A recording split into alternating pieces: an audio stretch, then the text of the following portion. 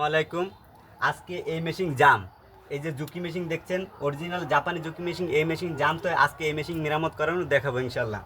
দেখেন এই যে মেশিনটা, এই মেশিনটা আমি ঘুরাচ্ছি, প্রচুর পরিমাণে জাম। এই জামটা সারাইতে হলে প্রাথমিক চিকিৎসা সব জায়গায় তেল দিতে হবে। তো সব জায়গায় তেল দেওয়ার জন্য আমি এই নাটগুলো খুলবো।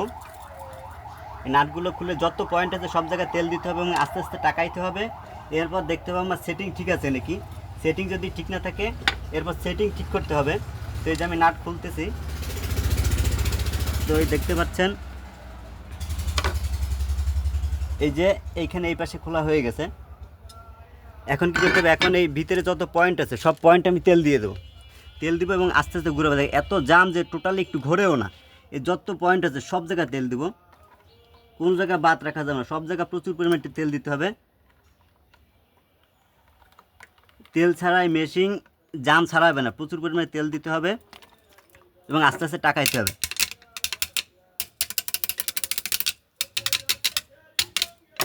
সব জায়গায় তেল দিতে হবে।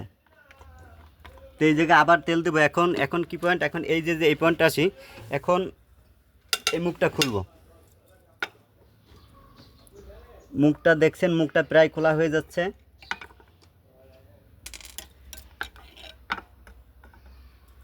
এই মুখটা খোলার পর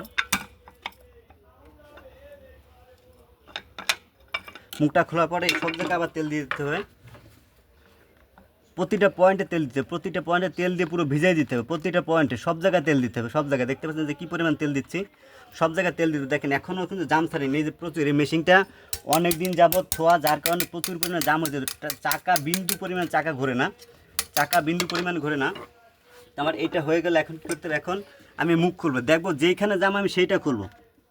আমি এই প্লেটটা খুলবো।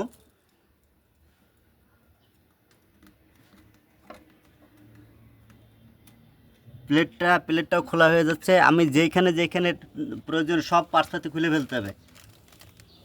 আমার সেটিং আবার পুনরায় সঠিকভাবে করতে হবে, কিন্তু জাম ছাড়াইতে হবে।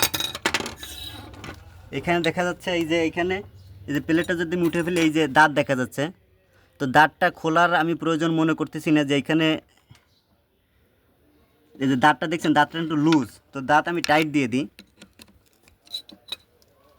এখন আমি যদি নিচে আসি, এই নিচে আসবো, এই নিচে দেখতে পাচ্ছেন এই যে এইখানেও সব জায়গায় তেল দেবো, সব জায়গায় A to Z সব জায়গায় তেল দিতে হবে। সব জায়গায় তেল দিয়ে পুরো ভিজিয়ে ফেলতে হবে সব জায়গায়। যে এইখানে দেখেন, এখানে যদি দেখা যায় যে এইখানে সব জায়গায় তেল দিতে, তেল কিন্তু ইচ্ছে মতো তেল দিচ্ছে, প্রচুর পরিমাণে তেল দিচ্ছি। সব জায়গায় তেল দিতে হবে। এরপর আমি এই নাটটা খুলবো। এই যে এই নাটটা খুলে ফেলতে হবে।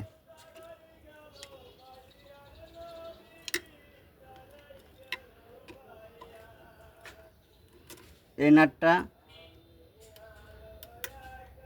নাটটা যে খুলে ফেললাম। এখন সব জায়গায় A to Z সব জায়গায় তেল দেবো, সব জায়গায় তেল দিয়ে পুরো ভিজিয়ে ফেলতে হবে। সব জায়গায় তেল দিয়ে। আরেকটা জিনিস দেখেন, এই যে এই যে আমি কিন্তু তেল দিচ্ছি, এখনও কিন্তু আমার জাম ছাড়াই নাই। এই যে এইসব জায়গায় তেল দিচ্ছি, এই যে এইখানে এখনও প্রচুর পরিমাণে জাম আছে। আমার কিন্তু জাম কিন্তু আমার টোটালে ছাড়াই নাই। ধর এই জায়গা দেখতে পাচ্ছেন, এই জায়গা কিন্তু এই জায়গা কিন্তু একেবারেই শুকনা। এখানে কিন্তু তেলে পুরোটা ভরাট থাকবে। আর এই যদি শুকনা থাকে তাহলে তো সমস্যা হবে, তেল দিয়ে ভরা থাকে। আমি যে এই মেশিনটা দেখাই, এই যে মেশিনটা দেখতে পাচ্ছেন, এই মেশিনটা কিন্তু এই যে এখনও তেল পড়ছে। এই যে এখানে যদি দেখা এই যে এখানে তো প্রচুর পরিমাণে তেল, তো এই তেলটাও চেঞ্জ করতে হবে।